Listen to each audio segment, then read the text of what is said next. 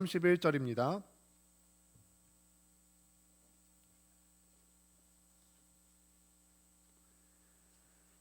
로마서 3장 21절부터 31절까지의 말씀을 한 절씩 교독하여 읽습니다. 이제는 율법 외에 하나님의 한 의가 나타났으니 율법과 선지자들에게 증거를 받은 것이라.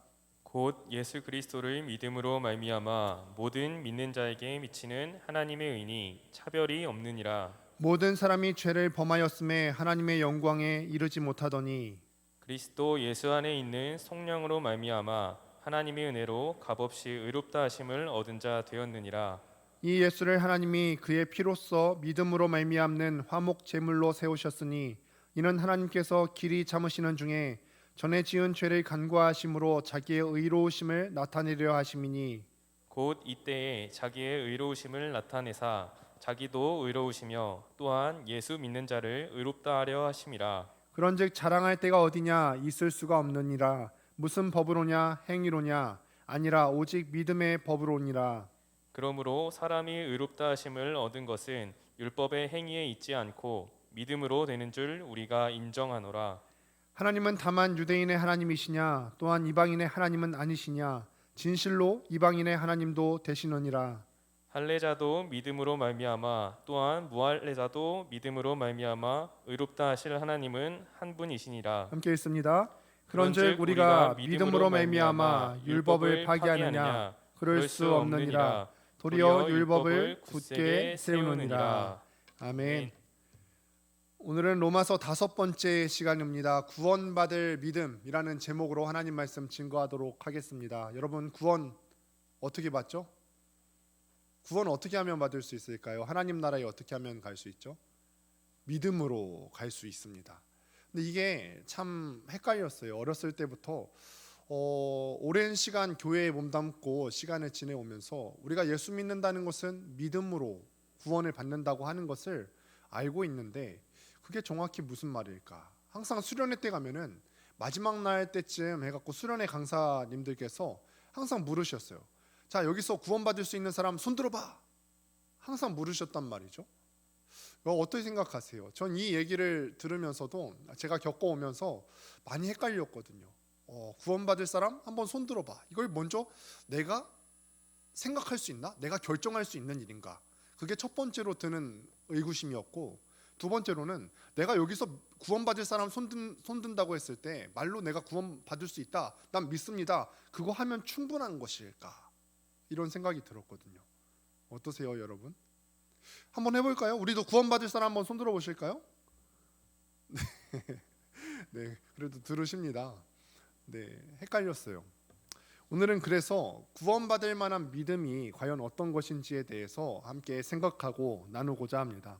저는 어렸을 때 행복이 성적순이라고 생각했어요. 물론 말로 행복은 성적순이다라고 얘기하진 않았지만 그렇게 직감적으로 생각했던 것임에 분명합니다. 고등학교 때 선생님들이 항상 얘기했거든요. 3년 내내 열심히 공부하면 3년 고생하면 30년의 너의 인생이 행복할 것이다 라고 그렇게 말씀을 하셨는데 저는 그 말을 고지고대로 받아들였습니다. 그런데 살아보니까 어떻습니까? 3년 공부한 사람이나 또 3년 동안 열심히 놀았던 아이나 그 뒤에 인생 가운데 물론 약간의 차이는 있을 수가 있습니다. 취업을 한다거나 그럴 때 차이가 있을 수 있겠습니다만 삶이 힘든 부분에 있어서는 똑같았어요. 공부를 열심히 한 친구들도 그 다음에 이어지는 삶이 힘든 것은, 고민이 있는 것은 똑같은 것이고 신나게 놀던 친구들도 그 이후에 삶이 고달프기는 매 한 가지더라는 말이죠.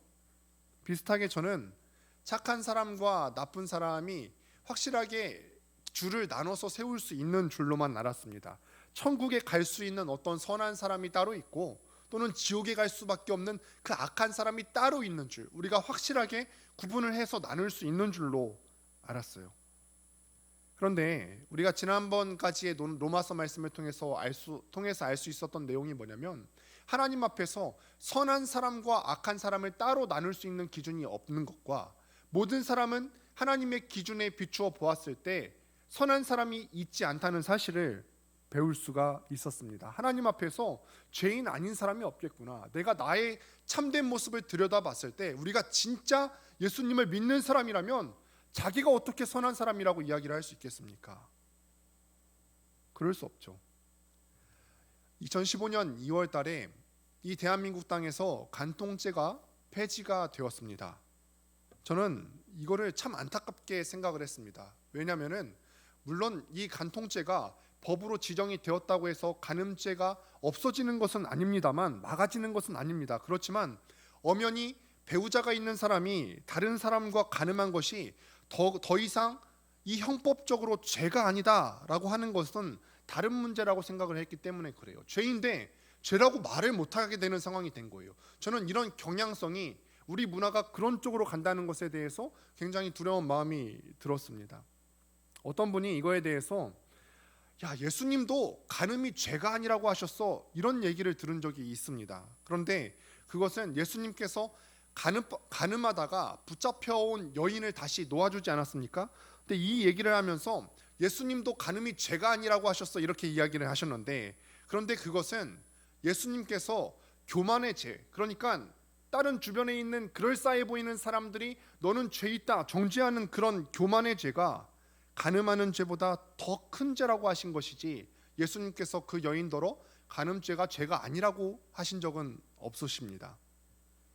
또 마찬가지로 예수님께서는요, 경건한 바리새인더러 그 경건하고 율법적으로 잘 따르는 그 바리새인들과 서기관들더러 너희 죄가 세리보다 더 크다라고 말씀을 하시지 않습니까? 이 말뜻은 세리의 죄가 없다는 것이 아니라 그 바리새인들과 서기관들의 교만한 죄가 이 세리들의 도덕적인 죄보다 더 큰 문제임을 지적하신 것이죠.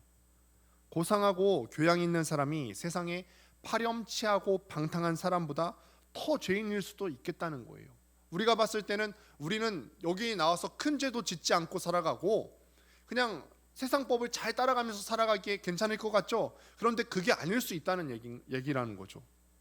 사람은요, 율법을 잘 지켜서 또 사람 겉으로 봤을 때 선하게 살아간다고 해서 의로워질 수가 없습니다. 팀 켈러 목사님께서 그것을 이런 비유로 설명을 했습니다. 만약에 우리가 율법을 지켜서 우리가 의로워지려고 하는 것은 태평양을 헤엄쳐서 건너가려는 것과 같은 것입니다.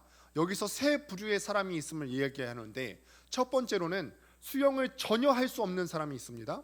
그 다음에는 두 번째로는 수영을 그래도 그 동네에서는 어느 정도 좀 할 수 있는 사람, 세 번째로는 국가대표 수영 선수가 태평양을 건너려고 했다고 합니다. 그런데 수영을 아예 할 수 없는 사람은 바로 들어가자마자 빠져서 죽었다고 하고, 그래도 나름대로 그 동네에서 좀 했다고 하는 사람은 조금 더 앞에 나가서 헤엄쳐 가다가 죽었다고 하고, 수영 선수는 헤엄쳐서 가는데 4km 부근에서 지치기 시작했고 6km 부분에서 거의 죽을 거에 이르렀으나 마침내 8km쯤 가서 빠져 죽었다는 얘기예요.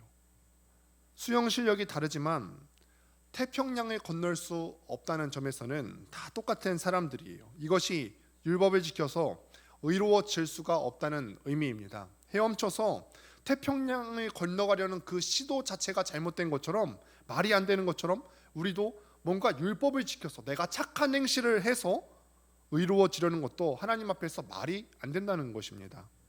하나님 앞에서 우리가 다 똑같아요. 그런데 다 똑같은 죄인인데 그런 우리가 다른 사람을 정죄하려고 한다? 이거는 그 자체가 죄예요. 내가 다른 사람을 정죄하고 나는 깨끗한 척, 그 사람만 죄가 있는 척, 그 사람만 잘못한 척, 더군다나 공동체 내에서 그런 일을 자행한다? 이건 악한 거죠. 그런데 하나님께서 우리에게 율법과 상관없이 의롭다함을 받는 놀라운 은혜를 허락하셨습니다. 그것은 속죄의 십자가 복음을 듣고 우리가 예수님을 믿는 것입니다. 본문 21절, 22절을 함께 보도록 하겠습니다. 함께 읽습니다. 시작. 이제는 율법 외에 하나님의 한 의가 나타났으니 율법과 선지자들에게 증거를 받은 것이라. 곧 예수 그리스도를 믿음으로 말미암아 모든 믿는 자에게 미치는 하나님의 의니 차별이 없느니라. 예수 그리스도를 믿음으로 말미암아서 구원을 받는다? 예수 그리스도를 믿음으로 말미암아서 의롭다함을 받는 건요, 뭔가 율법을 지키는 거에 비해서 훨씬 쉬운 일이죠. 유대인들은 기존에 갖고 있는 그 율법에다가 자기네들이 부수적인 계명을 만들어서 엄청나게 많은 수의 율법을 지킨다고 합니다. 그거에 비하면 우리가 예수님을 믿음으로 말미암아서 구원을 받게 된다. 이건 훨씬 쉬운 일임에 분명합니다. 또 이어서 말씀하시기를 모든 사람이 죄를 범하였으며 하나님의 영광에 이르지 못하더니 그리스도 예수 안에 있는 속량으로 말미암아 하나님의 은혜로 값없이 의롭다 하심을 받은 자 되었느니라 라고 말씀을 하십니다. 예수님을 믿기만 하면 의롭다, 예수님을 믿기만 하면은 놀라운 구원의 축복을 누릴 수 있게 된다. 이런 개념은요, 신약 시대에 갑자기 뚝 떨어진 게 아니에요. 구약 시대부터 계속해서 있었던 거거든요. 21절을 보면은 구약에 이미 율법과 예언자들이 예수님께서 오심으로 말미암아서 우리가 속죄받게 될 것임을 계속해서 증거했다고 기록을 합니다. 구약의 제사가 바로 이것을 보여주는 모형이라고 할 수 있어요. 우리가 저번에도 제가 한번 설명을 드린 기억이 있습니다만 구약에 나타나는 것들은요, 앞으로 있을 것들에 대한 예표예요. 모형이에요. 모형이 그 미니어처가 있다면 실체가 있겠죠. 구약의 제사는요, 그 핵심이 뭐냐면 제사 드리는 사람이 제물을 갖고 나아오게 됩니다.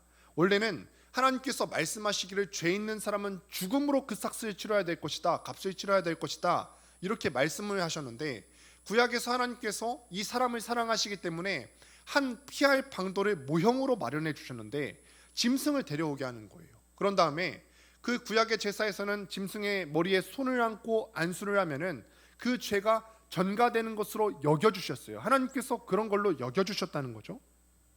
그래서 그 제물이 피 흘려서 죽으면은 하나님께서는 그 죄인이 죽은 것으로 간주를 해주셨습니다. 죄인은 이것을 믿기만 하면 된다는 거죠. 그리고 다시 하나님과 그 다음부터는 화해가 이루어진 화목한 삶을 다시 한번 살아갈 수 있게 되는 거예요. 이것이 구약에서 나타나는 속죄 제사의 모형입니다. 그런데 아까도 얘기했지만 이 제사는 말 그대로 모형이에요. 여러분 프랑스 파리 한번 가보셨어요? 에펠탑 보셨습니까? 저도 한번 보고 싶은데 그 에펠탑에 보면은 미니어처 같은 것들이 굉장히 많이 나오지 않습니까? 뭐 키링 같은 것들로도 나오고. 그런데 이런 미니어처가 있으면은 이 미니어처가 보여주고 있는 에펠탑의 실체가 있는 것처럼 구약에 있는 제사는 예수님을 보여주는 모형이라는 거예요. 25절에 새 번역 성경으로 보면은 이렇게 나옵니다. 한번 제가 읽어보도록 하겠습니다. 하나님께서는 이 예수를 속죄 제물로 내주셨습니다. 속죄 제물이라고 하는 것은 말 그대로 속죄라는 말이 죄를 속하여 주신다는 뜻을 갖고 있어요. 그것은 그의 피를 믿을 때 유효합니다. 우리가 어떨 때 우리의 죄가 의롭다 하심을 여김 받는다고요? 그의 피를 믿을 때, 그냥 우리가 율법적으로 뭔가 착해 보이는 삶, 내 옆에 있는 사람들에게 뭔가 선한 행위를 베풀어서 사회적으로 뭔가 뭐 어떤 공공의 선을 베풀어서 되는 것이 아니라 우리가 정령 의롭게 되는 길은 예수님의 피를 믿을 때에만 유효하다, 효력이 있다라고 여김을 받는다는 거예요. 예수 그리스도께서 여러분들의 영원한 속죄 제물이 되셔서 십자가에서 피 흘려서 죽으셨습니다. 속죄 제물이 되신 예수님이 십자가에서 죽으셨다면은 죄인인 우리도 그 위에서 죽은 것입니다. 이것을 믿을 때 우리는 모든 죄에서 사함을 받게 된다는 거예요. 이것이 바로 오늘 말씀에서 제가 읽어드린 것처럼 그의 피를 믿을 때에 유효합니다 라고 하는 말의 의미입니다. 예수님께서 십자가에서 피 흘려 죽으셨습니다. 우리를 위해서 피 흘려 죽으셨습니다. 나는 그 피의 공로를 믿습니다. 그러면 하나님께서요, 우리가 그 고백한 믿음 가운데 의롭다고 간주해 주신다는 거예요. 그렇게 해서 우리의 죄가 깨끗해질 수 있다는 거예요. 하나님께서 여러분들의 그 고백한 믿음 가운데서 의롭다고 인정해 주시는 것입니다. 이 놀라운 은혜가 모든 사람에게 다 허락을 해 주셨다는 거예요. 율법을 가진 사람이든 또 율법을 가지지 않은 사람이든, 오늘 본문에 나타난 걸 보면은 할례자나 무할례자나 율법을 가진 사람이든 가지지 않은 사람이든 이 은혜가 동일하게 주어졌다고 기록을 하고 있습니다. 하나님께서 우리에게 예수님을 믿음으로 의롭다함을 받는 구원의 길을 열어주셨습니다. 그러면은 또 한번 생각해 보시죠. 이게 우리가 뭔가 착한 일을 해서 우리가 구원을 받는 게 아니에요. 그러면 여기서 나타날 수 있는 특징이 뭐냐면 구원받는 거에 대해서 자랑할 길이 없다는 거예요. 불교 같은 거 보면은 연등 같은 걸 저도 정확히 알지는 못하지만 뭐 연등을 보면은 굉장히 자랑스럽게 달아놓는 걸 볼 수가 있어요. 연등에다가 뭐 기부금을 얼마를 하면 이름을 막 적어놓고 뭐 이걸 또 선한 일에 뭐 쓰여진다고 하면서 자랑을 하겠죠. 그러면서 자기 이름을 쓰면서 은근히 기대하는 심리가 있을 거예요. 내 이름을 내고 싶은. 그런데 방금 전에 얘기했듯이 우리가 받는 그 구원 자체가 내가 뭔가 더 많은 헌금을 해서 하는 것도 아니고 내가 뭔가 더 착한 얘기를 해서 하는 것이 받는 것이 아니라면 우리는 여기에 대해서 기여도가 하나도 없죠. 자랑할 것이 없는 거예요. 믿음으로 의롭다함을 받은 사람의 특징은 뭐냐면 자기가 그 의롭게 되었다는 것을 자랑하지 않는 거예요. 마찬가지로 27절을 세번역 성경으로 보면 이렇게 말합니다. 그렇다면 사람이 자랑할 것이 어디에 있습니까? 자랑할 것이 전혀 없습니다. 자랑할 것이 전혀 없습니다. 우리가 율법 생활과 은혜 생활의 대표적인 차이가 뭐냐면 자랑하는 거에서 차이가 납니다. 뭐 교회 생활, 신앙 생활을 아무리 열심히 하는 것 같아도 우리가 그 경건함을 자랑하고 뭔가 그 리더십의 위치에 있는 것을 자랑하면서 다른 사람 판단하고 무시하고 그러면은 이거는 율법 생활하는 거죠. 나는 잘하는데 너는 왜 그렇게 하냐? 나는 나 때는 그랬었는데 너는 왜 그렇게 하냐? 이건 율법 생활이죠. 우리에게는 자랑할 것이 아무것도 없습니다. 왜냐하면 우리가 신앙생활을 하는 것부터 시작해서 구원을 이루어 나가는 모든 과정이 나의 기여도가 하나도 없기 때문에 우리는 자랑할 것이 하나도 없는 것입니다. 믿음으로 구원받았다는 사람들 중에 그 믿음을 자랑하고 믿음으로 다른 사람을 판단하는 이들이 있는 것은요, 우리 한국 교회 내에서 굉장히 안타까운 일입니다. 그들은 믿음으로 구원을 받는다고 주장을 합니다. 이 말이 틀린 말이 아니에요. 당연히 믿음으로 구원을 받는 것이 맞습니다. 그러나 믿음은 예수님과 구분되는 그 어떤 것이 아니에요. 하나님이 우리에게 허락하신 새로운 은혜는 예수님을 믿는 것입니다. 우리를 구원하신 분은 오직 예수님밖에 없습니다. 믿음 따로 예수님 따로 있는 것이 아니라는 얘기예요. 그런데도 마치 제가 서두에 설교를 시작하면서 언급하는 것처럼 내가 말로만 하는 믿음이 마치 나를 구원하는 것처럼 오해하는 사람들이 있다는 거예요. 이처럼 자기가 말로만 하는 그 믿음을 극단적으로 강조하는 이단이 있는데 그게 구원파예요. 그래서 구원파는 그런 것까지도 기억을 한다고 하죠. 내가 몇 날 몇 시 언제 구원을 받았다. 이거를 어디에 의거를 하냐면 자기가 그렇게 구원받았음을 고백하는 그 믿음의 말에 기초를 두고 몇 날 몇 시 언제 구원을 받았다. 이게 구원파에서 하는 논리죠. 믿음이란 뭐냐면 마음 가운데 진짜 왕이신 예수님을 영접하고 예수님을 바라보고 예수님을 의지하는 삶입니다. 삶에서 드러나는 것, 삶에서 그 열매가 나타나는 것이 믿음의 증거입니다. 예수님과 분리된 믿음, 그 말뿐인 믿음, 그게 우리를 구원해 줄 믿음이 아니라는 것입니다. 여러분, 믿음에 대한 또 하나의 오해가 있는데 그것이 무엇이냐면은 여기서 제가 지난주부터 대지를 찌우고 있는데 설교의 어떤 논리적인 흐름을 이해시키고자 여러분들에게 도움을 주는 것입니다. 믿음에 대한 또 하나의 오해는 무엇이냐면 믿는 사람은 하나님의 말씀을 지키지 않아도 된다라고 여겨지는 거예요. 믿음을 하나님의 말씀과 별개로 여기는 그런 행동이 있어요. 그래서 사도 바울이 안타깝게 반문을 하는데 31절 말씀에 이렇게 기록을 합니다. 그런즉 우리가 믿음으로 말미암아 율법을 파기하느냐? 그럴 수 없느니라. 도리어 율법을 굳게 세우느니라. 이렇게 이야기하죠. 믿음으로 구원을 받는다며 율법 필요 없는 거 아니야? 믿음으로 구원을 받는다면서요. 율법을 지켜서 의로워지는 것이 아니라 주 예수 그리스도만을 믿기만 하면 의롭다함을 받는다고 했는데 오늘 본문에 의하면 어떻게 그 믿음이 율법을 굳게 세울 수 있습니까? 라고 반문하죠. 근데 믿음을 잘못 이해하면 이런 질문이 생길 수밖에 없는 거예요. 어떤 사람에게 그가 죄인임을 믿게 하려고 설득을 한다고 한번 생각해 볼게요.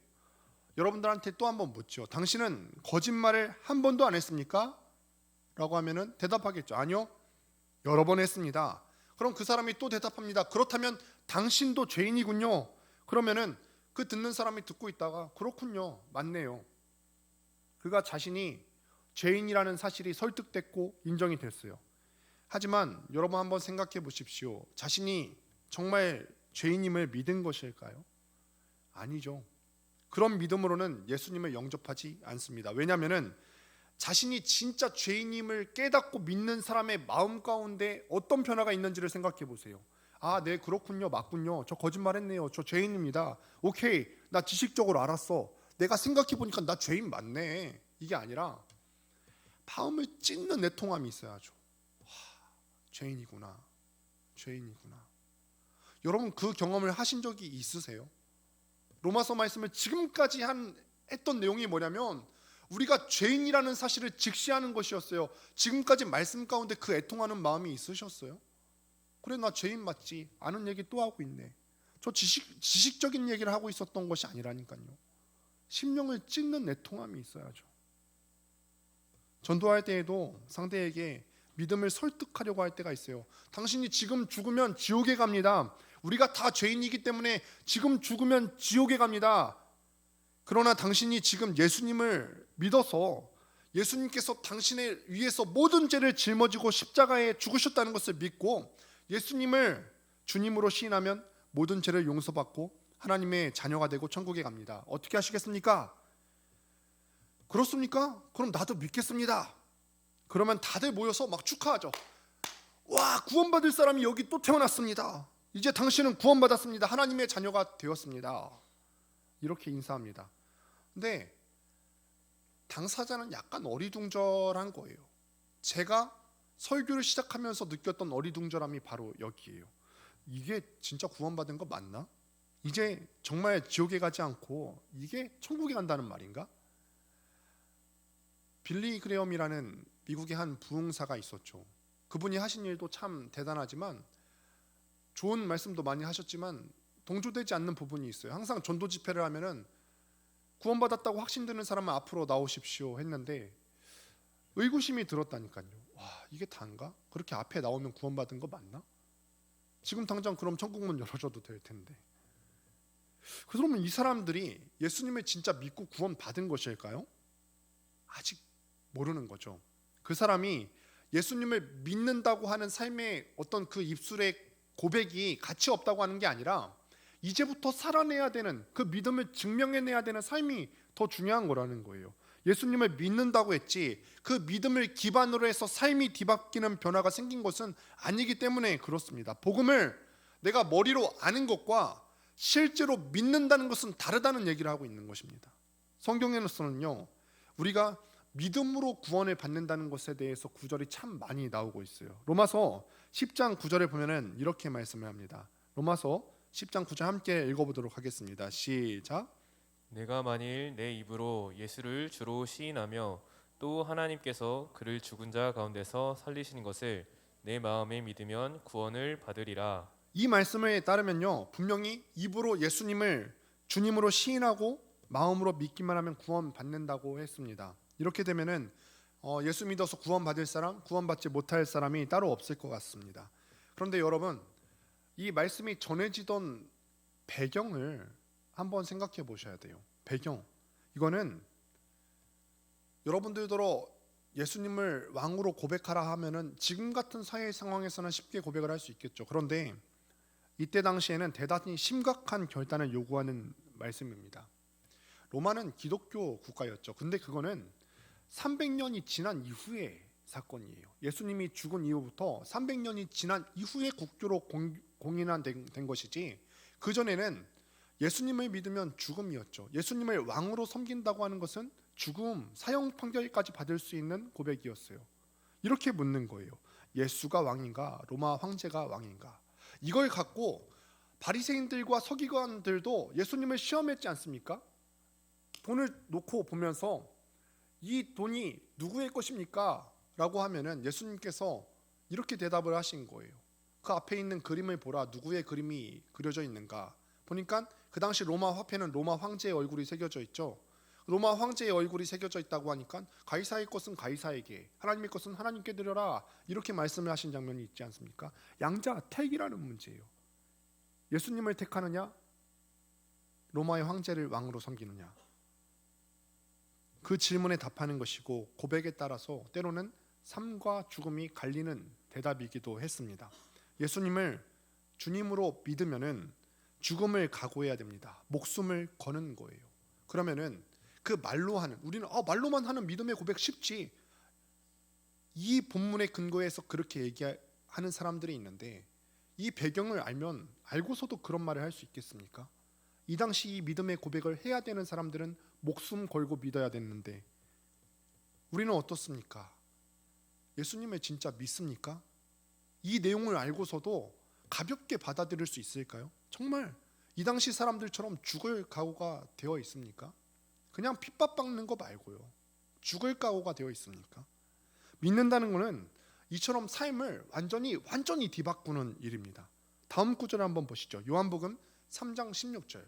우리 신구약 성경 중에서 구원 교리에 대해서 압축하면 이 구절이 나올 것 같은데 함께 읽어보도록 하겠습니다. 함께 읽습니다. 시작.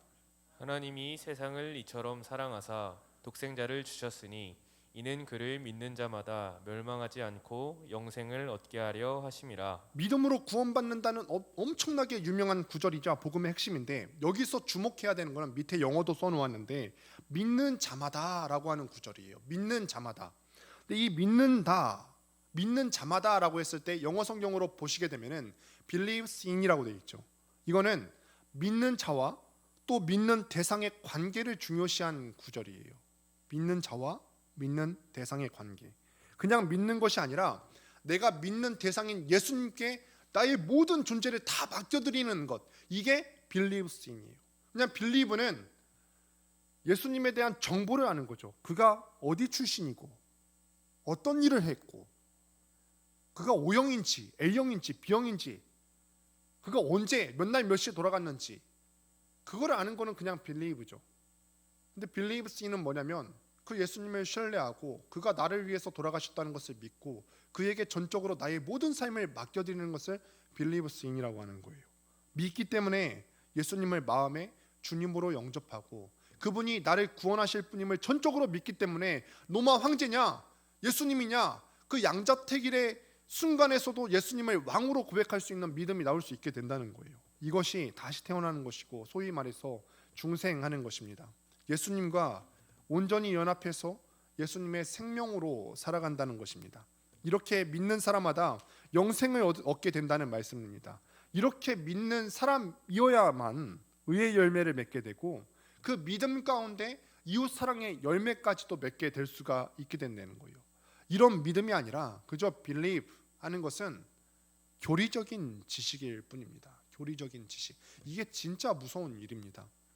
어떤 사람의 이야기가 있습니다. 어떤 사람이 있는데 자기 시어머니가 구순 생일이 되었대요. 근데 구순 생일이 되었는데 돌아가시기 전에 사위를 용서하게 되기를 기도했어요. 무슨 일이 있었냐면은 이 사위가 10년도 전에 바람을 핀 일이 있었대요. 그러니까 자기 딸을 떠나서 바람을 핀 거예요. 그런데 이 사위는 10년 전에 딸에게 돌아왔는데 이 장모님 마음이 그게 용서가 안 되더라는 말이죠. 내가 분명히 용서해야 된다는 것을 아는데 용서가 안 된다는 거예요.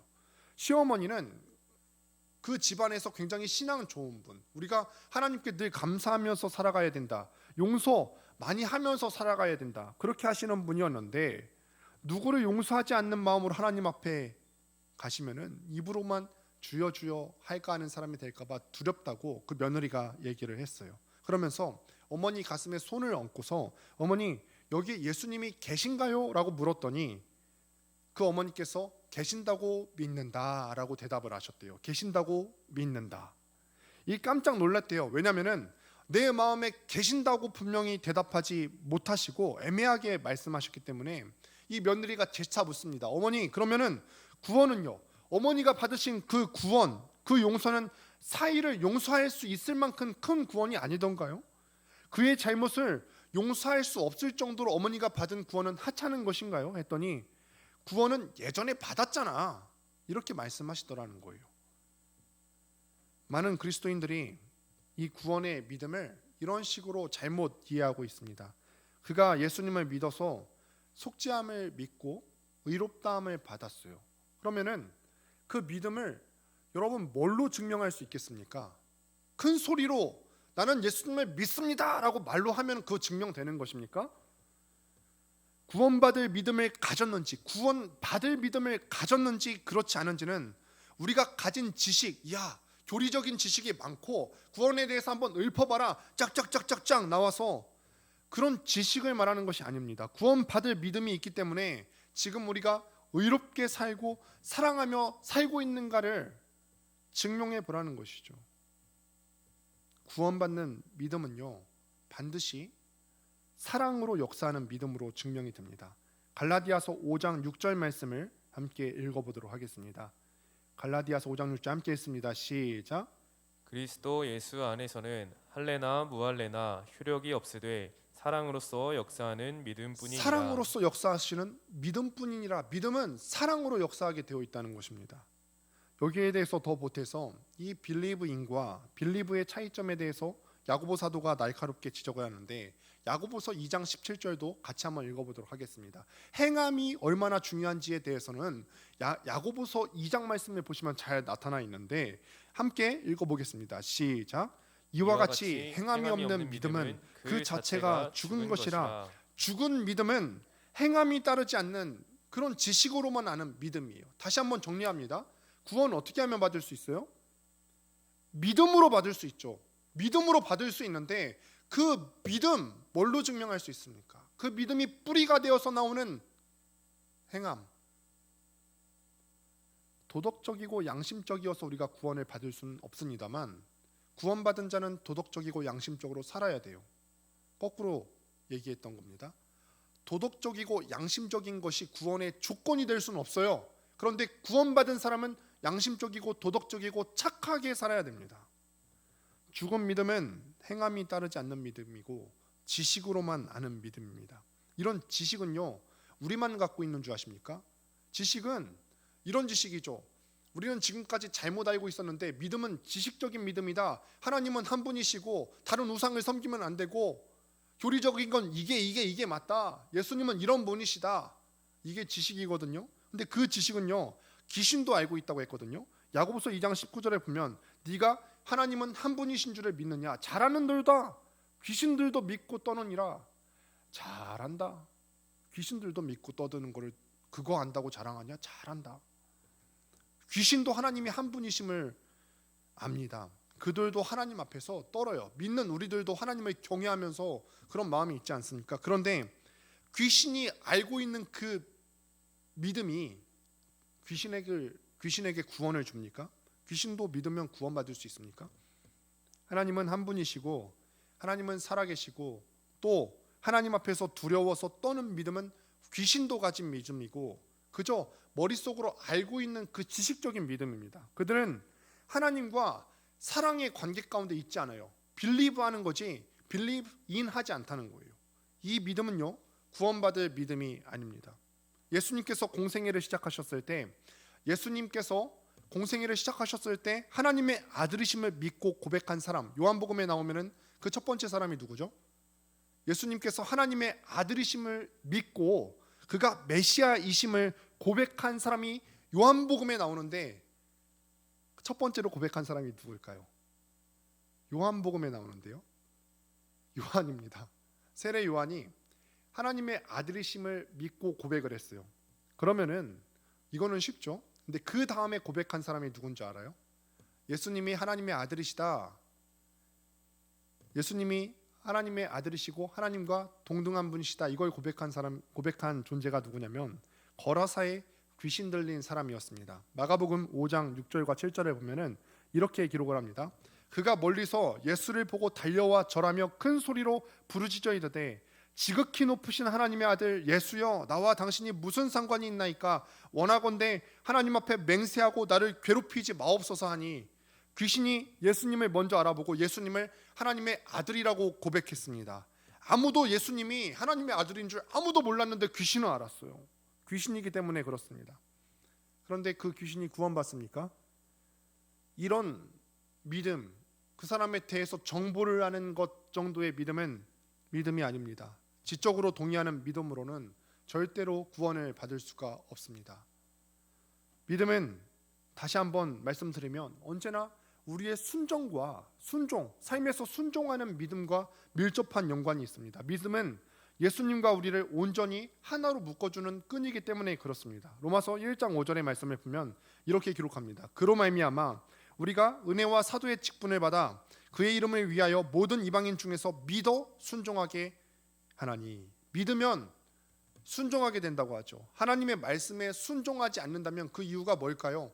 말씀 가운데 이렇게 해라 혹은 이렇게 하지 말라 라고 되어 있는데 그 말씀에 순종하지 않는다면 이유는 하나죠. 하나님을 믿지 않는 거예요. 그가 살아계신 것과 그가 얼마나 능력이 있으신 분인지 믿지 않고 무시하는 거죠. 하나님을 사랑하지 않기 때문에 그래요. 그래서 요한복음 3장 36절에서는 예수님을 믿는 것과 예수님께 순종하는 것을 같은 의미로 번갈아 가면서 사용해요. 앞에서는 예수님을 믿는다라고 되어 있는데 그 똑같은 내용이 바로 뒷구절에서는 예수님께 순종하라라고 되어 있는데 읽어보겠습니다. 아들을 믿는 자에게는 여기서 믿는 자라고 되어 있죠. 영생이 있고 그 다음에는 아들에게 순종하지 아니하는 자는 영생을 보지 못하고 도리어 하나님의 진노가 그 위에 머물러 있느니라.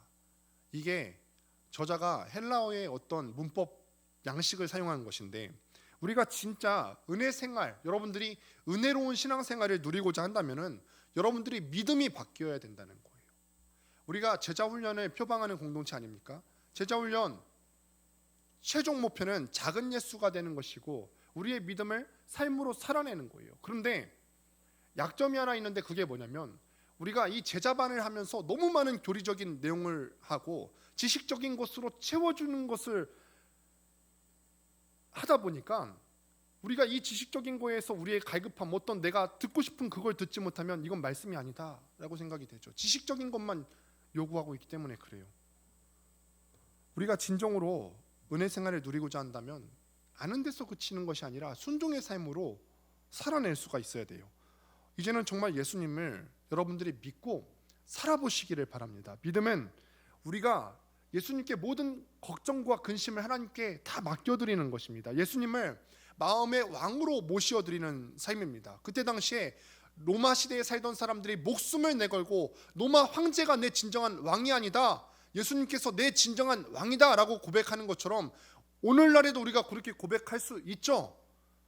돈이 나의 우상이 아니다, 돈이 나를 먹여 살려주는 것이 아니라 주님께서 나의 삶을 책임져 주시고 명예와 그럴싸한 스펙과 커리어가 나의 왕이 아니라 예수님께서 우리의 왕이시고, 그러면 우리의 삶의 우선순위가 어디가 있어야 되겠습니까? 예배에 와 있어야 되지 않겠습니까? 예배죠. 이렇게 예수님을 믿기만 하면 하나님은 우리를 예수님의 십자가 피로 말미암아서 너는 깨끗하다, 너는 내 자녀다, 너는 내 축복의 사람이다 라고 말씀해 주십니다. 그리고 주님이 우리 안에서 우리를 의롭게 살게 하시고 사랑하며 살도록 만들어 주신다는 거예요.